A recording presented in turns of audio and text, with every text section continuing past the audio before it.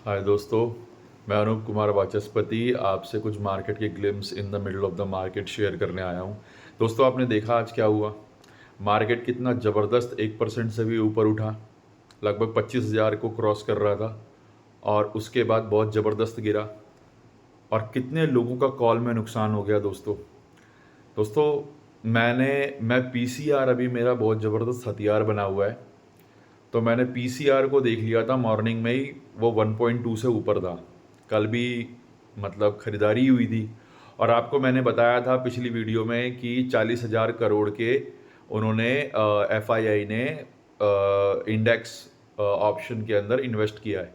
तो कल शाम को मैंने देखा था 19,000 करोड़ उन्होंने पोजीशन काट दी थी। अब दोस्तों, वो ज़्यादातर पोजीशन क्या करते हैं, सेल करते हैं। ठीक है। तो कल अगर उन्होंने पोजीशन काटी और मैंने जो मार्केट पे इंपैक्ट देखा था, जो पुट के रेट थे, पुट के प्रीमियम थे, वो बढ़ गए थे। तो अगर उन्होंने पोजीशन काटी है तो इसका मतलब ये है कि पोजीशन, अगर मान लो मैंने बताया था आपको कि अगर कोई पुट शॉर्ट करता है तो जब वो पोजीशन काटेगा तो पुट बाय करेगा। जब वो पुट बाय करेगा तो क्या करेगा, क्या होगा भाई, नेट बाइंग बढ़ जाएगी और प्रीमियम जो है वो बढ़ जाएंगे। तो पुट के प्रीमियम कल बढ़ गए थे शाम को, तो उन्होंने बाद में अपनी पोजीशन काटी है, इस वजह से पुट के प्रीमियम बढ़ गए थे। तो अब उनके पास कौन सी पोजीशन बची है दोस्तों, 19,000 करोड़ की पोजीशन वो काट चुके हैं, लगभग आधी पोजीशन काट चुके हैं। अब उनके पास कॉल की पोजीशन पड़ी है। अगर कॉल को कोई सेल करता है, कॉल को कोई शॉर्ट करता है, एफआईआई अगर कॉल में पोजीशन बनाते हैं तो मार्केट गिराने पे बनाते हैं। अब जीएसटी की मीटिंग थी, कल गवर्नमेंट ने आनंद फानन में रात को ही निपटा दिया मामला, और आज जो था, आज बाजार एकदम से उठ गया। अब एकदम से जो उठ जाता है ना दोस्तों, कभी बाजार के ललचाले में नहीं आना चाहिए। ठीक है। सारे फैक्टर्स को, सारी चीजों को अंडरस्टैंड करना चाहिए।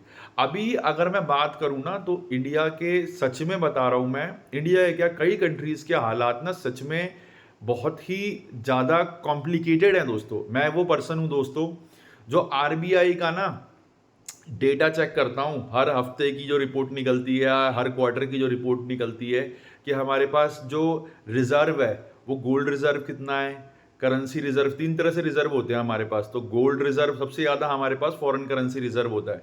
फॉरेन करेंसी रिजर्व चेक करता हूँ, गोल्ड का रिजर्व चेक करता हूँ कितने लाख करोड़ का है, और उसके बाद हम बॉन्ड जो है हमारे पास वो कितना इन्वेस्ट है, और टोटल इन्वेस्टमेंट आरबीआई के पास कितनी पड़ी हुई है। अभी पिछले दिसंबर में वो कम हो गई थी। ठीक है। तो अभी ठीक ठाक है, ऐसी कोई बात नहीं है। अब उसमें चेंजेस क्या आ रहे हैं, तो अभी जीडीपी का जो आप देख रहे हो ना आंकड़ा बढ़कर आया है, इसमें सबसे बड़ा जो योगदान है, अभी आपको पता है कि यूएस ने टैरिफ लगाए थे। ठीक है। तो यूएस ने टैरिफ लगाए थे, तो यूएस की कंपनियों ने बहुत ज्यादा अमाउंट में इंडिया से माल खरीदा हुआ है दोस्तों। उनके पास इतना माल पड़ा हुआ है अभी कि 4-6 महीने तक अगर यूएस अगर प्रेशर बनाना भी चाहे ना, तो भी उसने इंडिया से माल खरीदा हुआ है। और उसके बाद चाहेगा तो 6 महीने के बाद टैरिफ हटा देगा, वो फिर दोबारा से उसी रेट से खरीद लेगा। आप मेरी बात समझ रहे हो। और ट्रम्प तो वैसे भी मुझे नहीं लगता कि गरीबों की सुनने वाला पर्सन है। ट्रम्प तो बिजनेसमैन को प्रॉफिट पहुंचाने वाला पर्सन है। हमने कई तरह की वीडियो देखी है दोस्तों, कई तरह की बातें देखी है उसकी।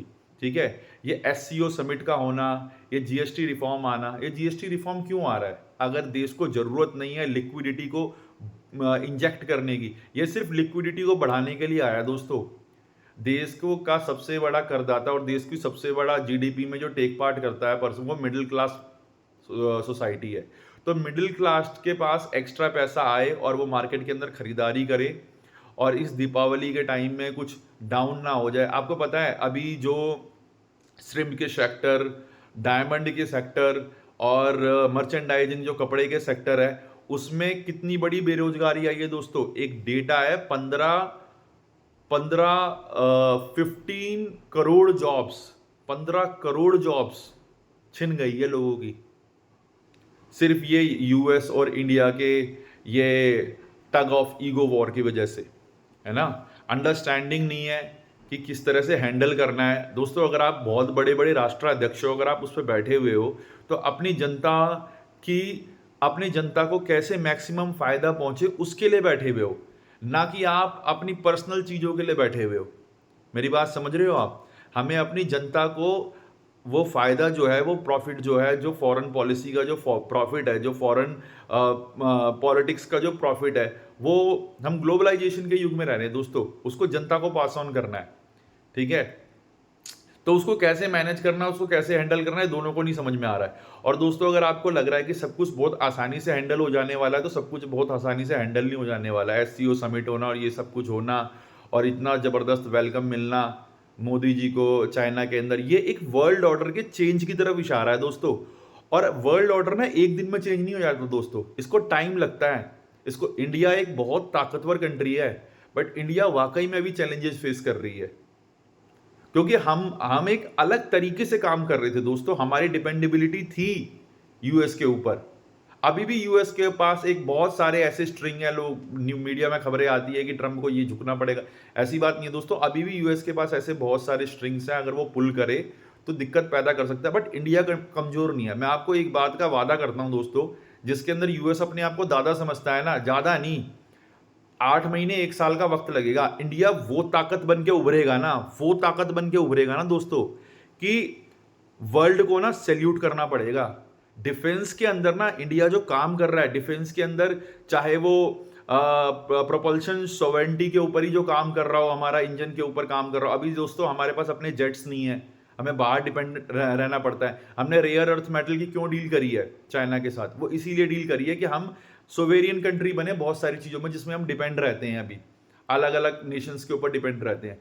तो दोस्तों इंडिया बहुत काम कर रहा है, बट अभी के जो हालात है ना वो चैलेंजिंग है मार्केट को लेकर। अभी आप मार्केट को अप और डाउन होता हुआ देखेंगे, और मैं अभी बता रहा हूं आपको, नवंबर दिसंबर और सबसे ज्यादा जनवरी फरवरी पुट वाले दबा के दोस्तों चांदी काटेंगे जनवरी फरवरी में।